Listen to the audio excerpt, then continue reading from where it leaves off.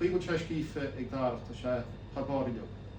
Tá an scéal hain tá sé siimplí, bhil tá cuma himplí ar a scéal.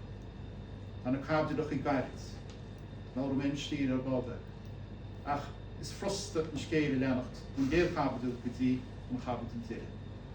Fic sin gairid atá sé, ní leabhar bó vísachaí, ach mar a leabhar bó vísachaí, tá daomhna sa scéal, agus tá cangúil san, agus go háidir tam sin an nólagus na garabí do bhna nach chuil mór an duine ein sin nóla, na nach chuil éhhair sin méid tar telefís.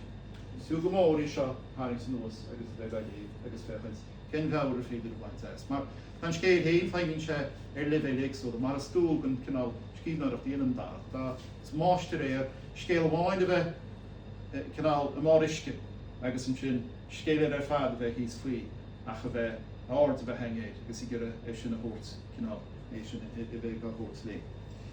Agus can gona stohí nuair a bhí Filí na Máighe, nuair a bhí Filíocht na Máighe ach chuir an aige chuidiú eiste mhór cháiliú leis le Dónall Ó Corcra agus scíobh sé ar cinál na Filíochta gaige, sé sin cin sort Filíochtaí.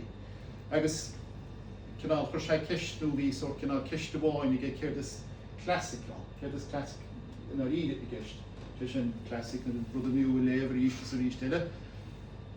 Agus an legan amach a bhí go sin annúta sé go mór as fashion na isise stohí go leorgann cíóireachtar in sé chusa litseachta ach tá méidir dúirt sé fi chéir this classicál an Harh a Harh spéisiú. Dúirt sé go bhéir tuis le classic ná dúchas atá smachtaí, sé sin dúchas bhfuil ábhar agus aige é, dúchas bhfuil muid an brehéid, dúchas bhfuil muid an cinál a thugann sása. Agus tá sé sin go láidir i gceist maidir le Filíocht na Máighe, go tá sé go láidir i gceist maidir leis a gaí a bhfuil cinál athóúidenta ar sin sa leabhar seo, agus an táhacht a bhaine le cuasaí litseachta sí chéile, agus a chuí i léhan muid leabhar, i léhan muid litseachta.